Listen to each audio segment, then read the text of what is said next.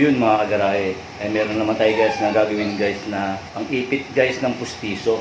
Yun guys, pagkatapos niyang hulmahin yung pustiso guys, ay dito niya iniipit para tumigas yung kanyang minomolde na pustiso.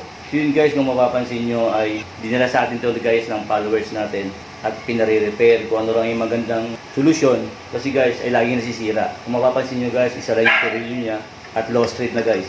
So ang gagawin natin dito guys ay dadalawahin natin yung nut dito sa ilalim at dito sa ibabaw.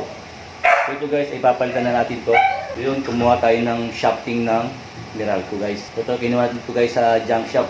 Bili natin ito guys sa junk shop. Ano siya guys, full trade.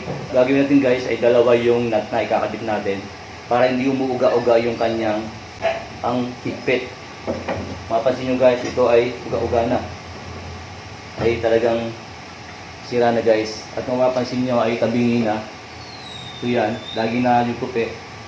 So guys, ito ay papatibayin natin. At lalagyan natin siya ng brace na ganyan. Kabilaan. At para kahit anong higpit niya guys ay hindi siya mabebend. Kung mapapansin nyo guys, ilang beses na ito pinagawa. Sabi ng followers natin. So ito, dinala sa atin guys, ay re-remedyo natin to. So para hindi discard natin guys. So ito guys, ay babaklasin natin lahat to. So gagawin natin ng paraan. So ito guys, start tayo.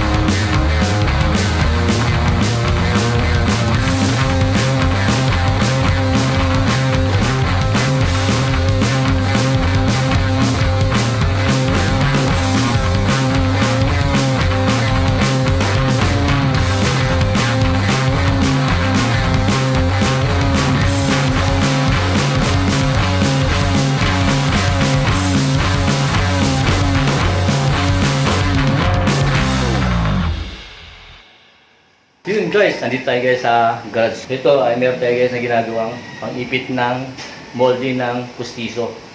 Yun guys, mapapansin nyo guys, ito yung pinagawa sa atin ng followers natin. Hindi ko alam guys kung tawag dito, basta dinala sa atin guys ng followers natin. Pang-ipit niya raw to ng molding ng panggawa ng pustiso. So yun guys, pag wala tayo guys na construction guys, nandito tayo guys sa aking garage. Dito guys ay marami sa atin nagpapagawa ng kung ano-anong anik-anik. So yun guys, na-tsempohan tayo ng followers natin, pumunta dito at ito guys ang pinagawa. So ito guys ay yari na.